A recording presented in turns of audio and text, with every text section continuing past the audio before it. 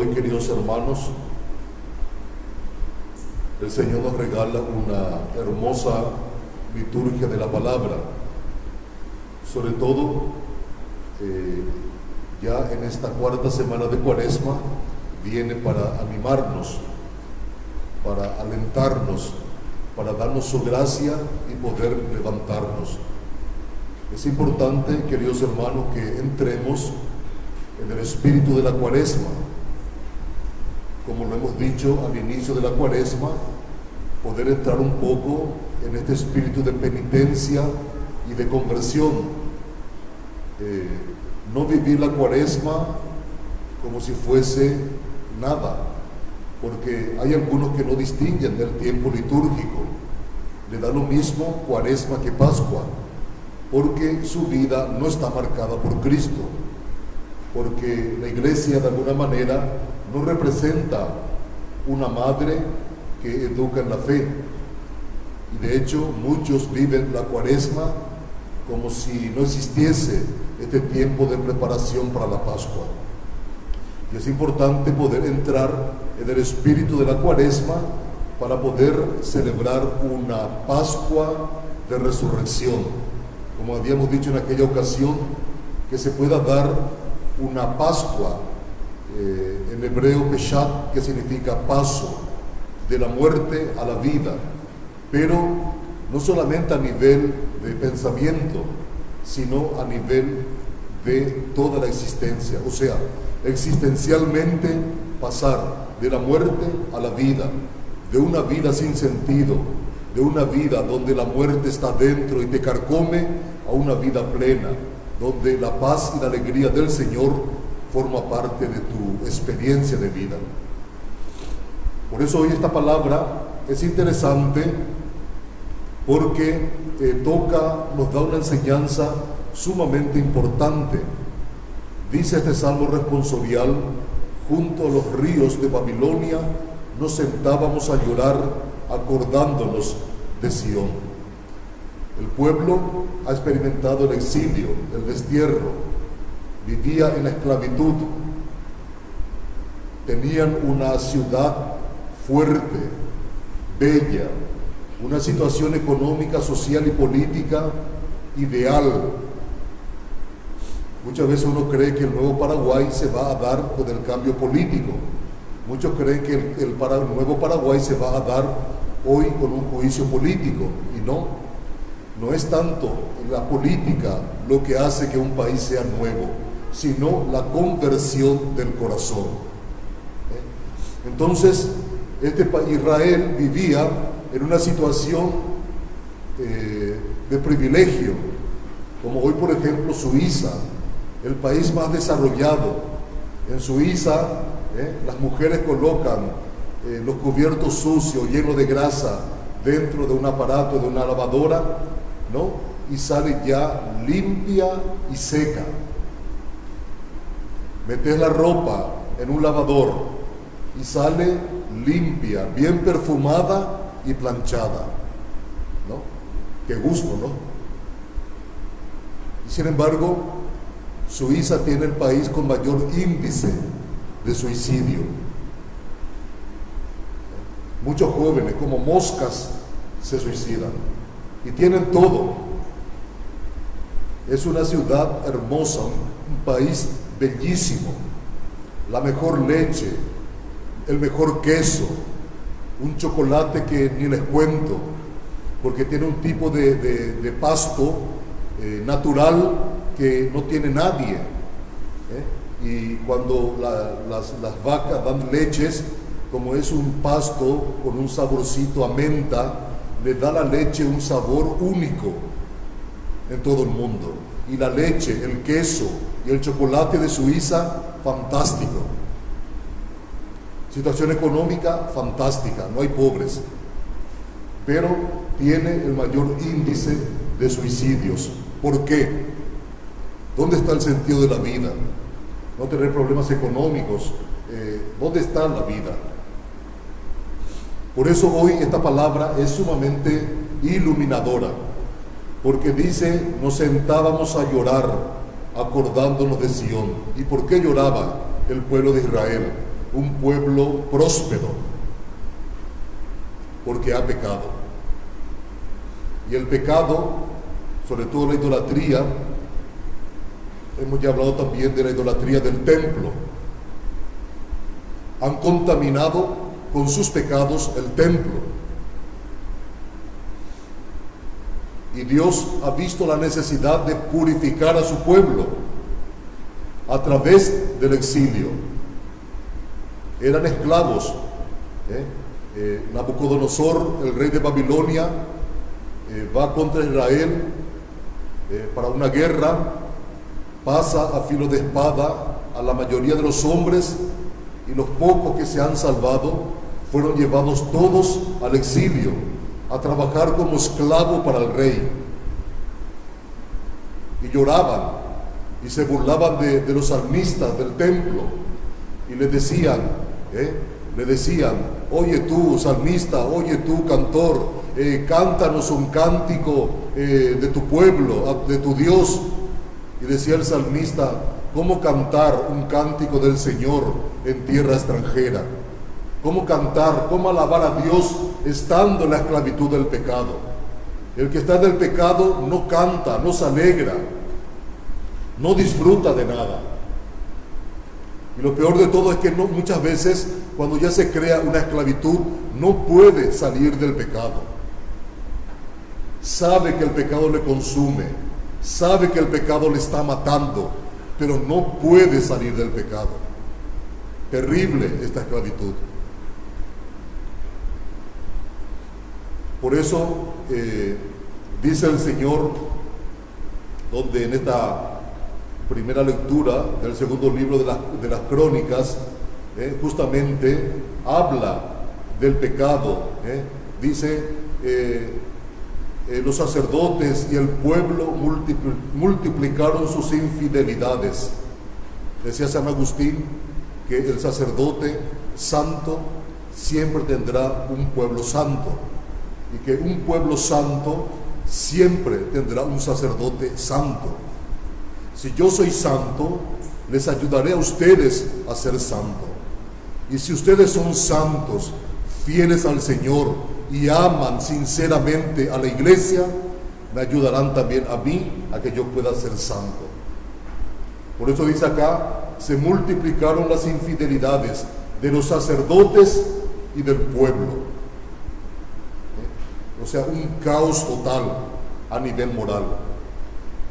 Contaminaron el templo que el Señor se había consagrado en Jerusalén. Hoy el templo de Jerusalén ya no existe. Y lo más triste para el judío es que en el pináculo del templo, en la terraza, la parte de la nave central, lo que sería esta parte del templo, está ocupada por los musulmanes. Hay una mezquita, la mezquita de Omán, con esa cúpula de oro famosa en Jerusalén. Una tristeza única. Y desean construir hoy el tercer templo, pero el tercer templo ya está construido, y es la Iglesia Católica.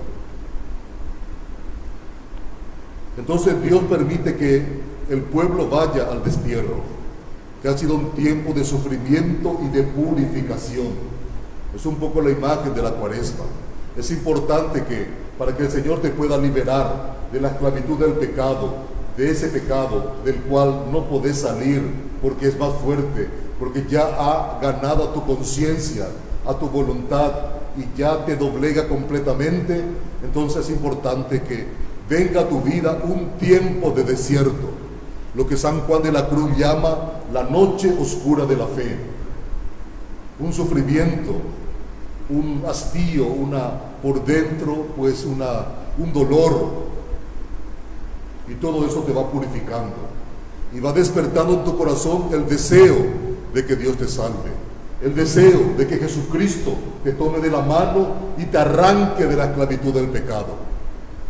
Porque sabemos todos, hemos buscado la vida y la felicidad en el pecado, pero el pecado nunca ha hecho feliz a nadie, nunca, y nunca hará feliz a nadie. Y hace falta que Cristo venga y te rescate, porque ya el pecado te ha tomado todo y te ha hecho esclavo. Por eso la purificación, el dolor, el que sufras la consecuencia de tu pecado. Hay gente que le duele muchísimo el pecado que ha cometido. Y es bueno eso. ¿Por qué? Porque te purifica. Y porque prepara tu alma y tu espíritu para el reencuentro con Dios. Y cuando uno se reencuentra con Dios, ahí Dios te devuelve la libertad interior, la libertad del corazón, la libertad de los hijos de Dios. Y luego de un tiempo de esclavitud, dice, en el primer año del reinado de Ciro, rey de Persia, para que se cumpliera la palabra del Señor pronunciada por Jeremías, el Señor despertó el espíritu de Ciro, el rey de Persia, y éste mandó proclamar de viva voz y por escrito en todo su reino: así habla Ciro, rey de Persia, el Señor, el Dios del cielo, me ha dado todos los reinos de la tierra, y Él me ha encargado que le edifique una casa en Jerusalén de Judá. Si alguno de ustedes pertenece a ese pueblo, que el Señor su Dios lo acompañe y que suba. Después de un tiempo de purificación, Dios suscita un rey, el rey Ciro, rey de Persia, que es figura de Jesucristo, y es este rey el que le va a dar a Israel la libertad de la esclavitud. Y podrá volver el pueblo, el resto fiel de Sión, podrá volver a Jerusalén, a Judá, para poder reconstruir la ciudad y el templo. Pasado el tiempo de la purificación, empieza el tiempo de la reconstrucción, de volver a la libertad. Y es exactamente como funciona también la vida espiritual. Que llegará el día en que Dios dirá: voy a reconstruir a este hijo mío, voy a reconstruir a esta hija mía. De hecho, Ciro es imagen de Cristo, como Pablo dice acá a los cristianos de Éfeso. Dios, que es rico en misericordia, por el gran amor con que nos amó, precisamente cuando estábamos muertos a causa de nuestros pecados, la esclavitud, nos hizo revivir con Cristo. Ustedes han sido salvados gratuitamente, y con Cristo Jesús nos resucitó y nos hizo reinar con Él en el cielo. Por eso Ciro es figura de Cristo, aquel que ha devuelto al pueblo de Dios la libertad. Pero Ciro devuelve a su pueblo, al pueblo de Dios, la libertad de la esclavitud física, y Cristo nos devuelve a nosotros la libertad de la esclavitud del pecado, y nos salva gratuitamente, muriendo sobre la cruz. Por eso Dios también llegará el día en que va a decir: es hora de que este hijo se libere. Tal vez hoy el Señor quiera liberarte de tu esclavitud. ¿De qué esclavitud? ¿Cuál es tu esclavitud? ¿Cuál es el pecado que te esclaviza? ¿Cuál es el pecado que te impide estar con Dios? ¿Cuál es el pecado que te aparta de su iglesia? ¿Cuál es el pecado que te hace dudar del amor de Dios? ¿Cuál es el pecado que te va robando de a poco la vida eterna? De ese pecado Dios te va a liberar. Y volverás a la libertad, a recuperar la paz, a recuperar la alegría, porque la palabra de Dios se cumple. Y esta palabra es una promesa para ti hoy. Dios te va a liberar del pecado que hoy está destruyendo tu vida, que está destruyendo y dividiendo tu familia, que está poniendo en peligro tu matrimonio, y que a lo mejor está destruyendo en tus hijos la imagen de la familia y la imagen del matrimonio. Cuando los hijos crecen en una familia donde está dividida, donde hay violencia verbal, psicológica, física, se destruye en ellos la imagen de la familia. ¿Cuál es la imagen de la familia que uno tiene que, de alguna manera, impetrar en el espíritu y en la conciencia de los hijos? La Sagrada Familia de Nazaret. San José, un esposo fiel a Dios, a María y a Jesús. El Papa Francisco decía de San José: amó a Jesús con amor de padre. José, no temas tomar a María tu esposa en tu casa, va y la lleva consigo. María lleva en su vientre, en el seno, un hijo que no es de José humanamente, biológicamente. Es hijo de Dios, obra de Dios. Y él toma a María y al niño. José, hombre fiel. En la Escritura, en ninguna parte aparece José hablando. No van a encontrar en toda la Biblia una palabra de José. Pero es un hombre obediente. Escucha a Dios, obedece a Dios y cuidó de su familia. Entonces la imagen de un esposo y de un padre como José, que escucha y obedece a Dios, que cuida de su esposa y hace de todo para que sea feliz, negándose a sí mismo, porque José entró en crisis. Él quería usar una figura jurídica que se llama el repudio, donde en Israel el matrimonio es distinto. Acá es el compromiso, luego la boda y luego la consumación del matrimonio, para completar y para que sea un matrimonio válido y lícito.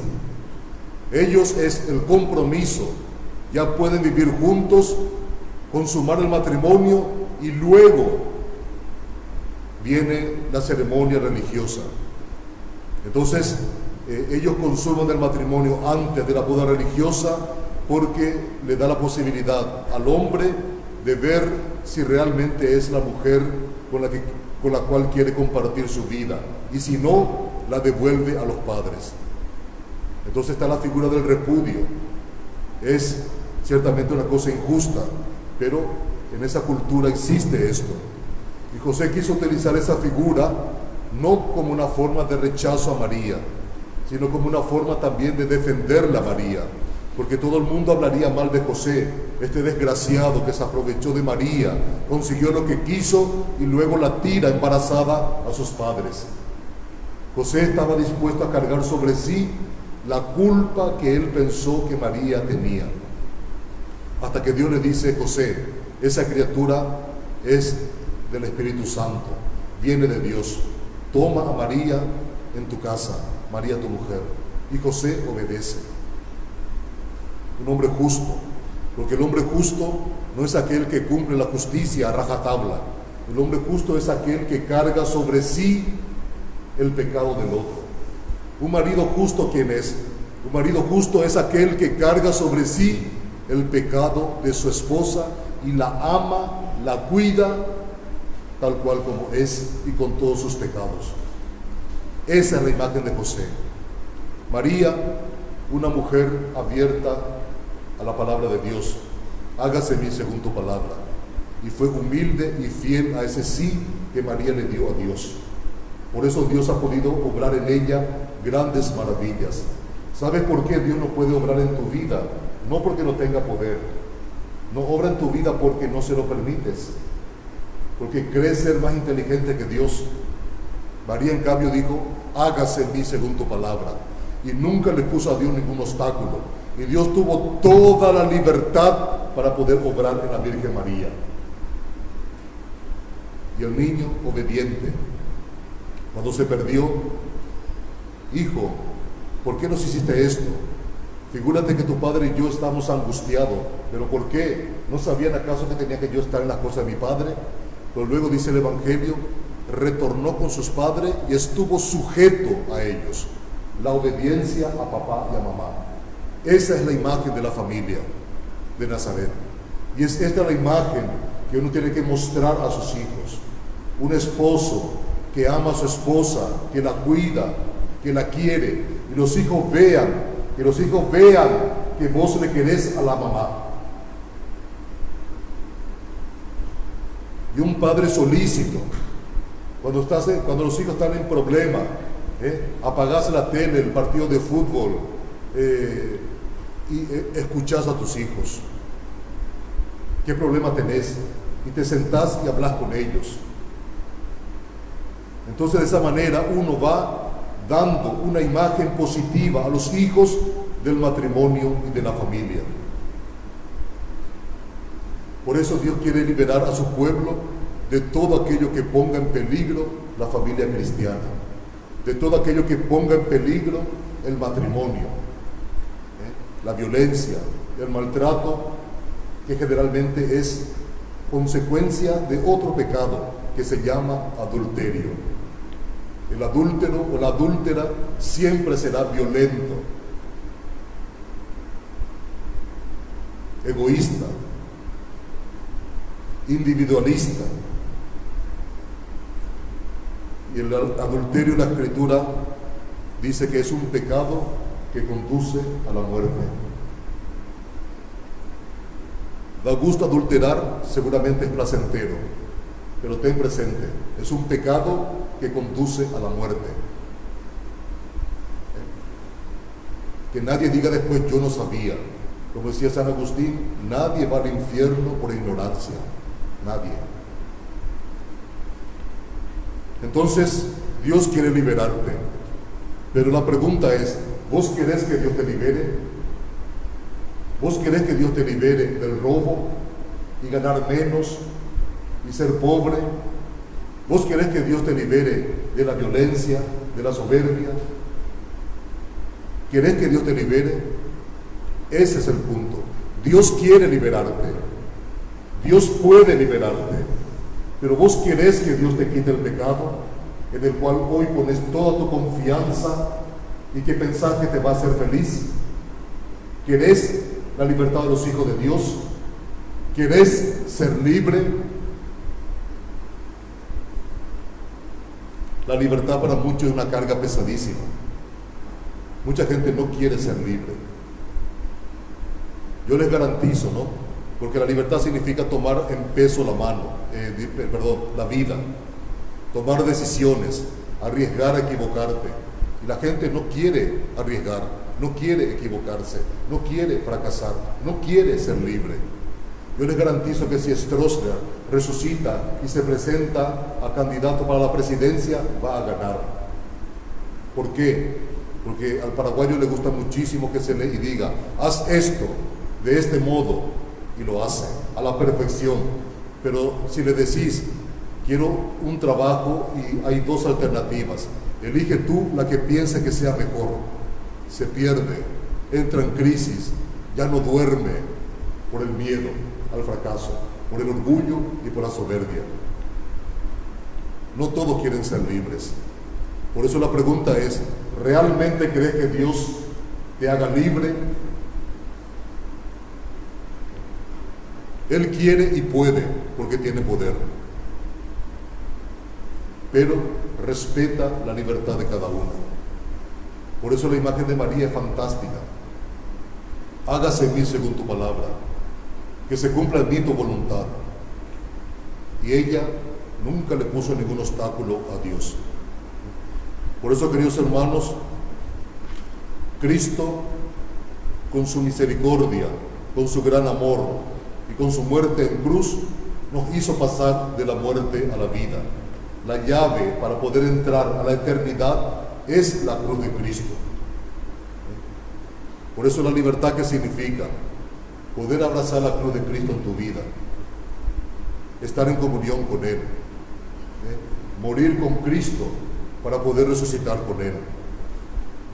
Por eso dice acá también el Evangelio, de la misma manera que Moisés levantó en alto la serpiente en el desierto, también es necesario que el Hijo del Hombre sea levantado en alto para que todos los que creen en Él tengan vida eterna.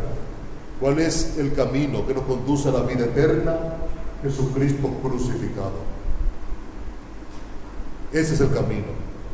Aquí está la libertad de los hijos de Dios. Aquí está la libertad del pecado. Aquí está el espíritu de santidad, porque Dios te quiere santo, quiere hacerte santo, puede hacerte santo.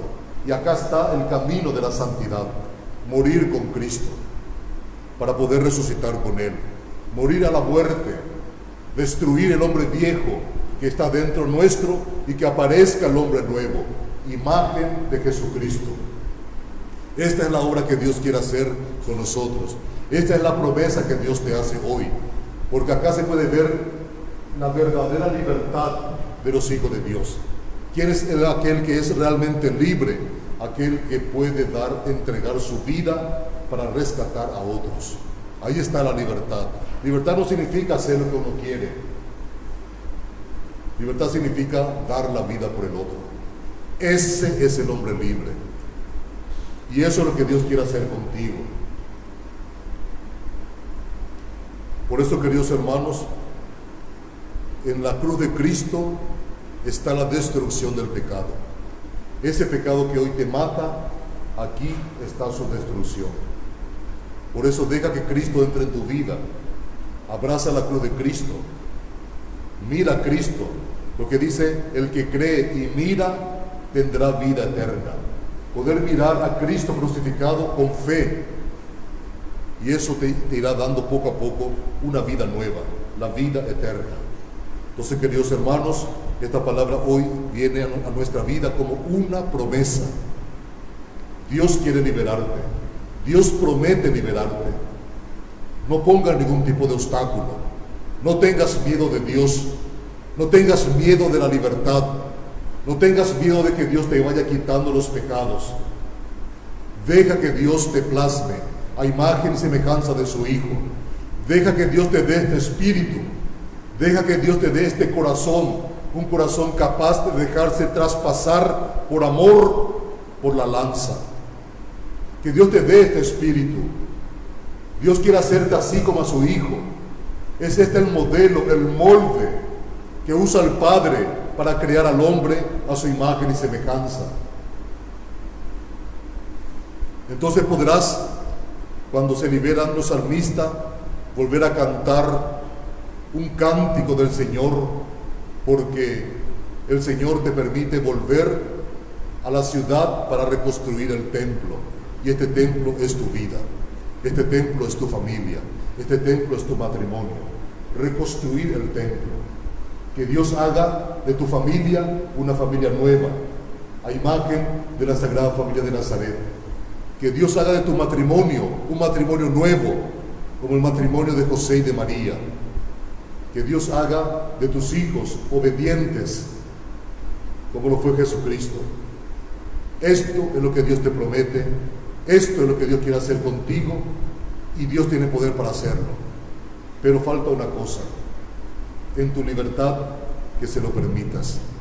No tengas miedo. Deja que el Señor complete en tu vida, en tu matrimonio y en tu familia lo que ha empezado un día. Entonces, queridos hermanos, que Dios nos conceda la gracia y que esta palabra se cumpla en nuestra vida. Que así sea.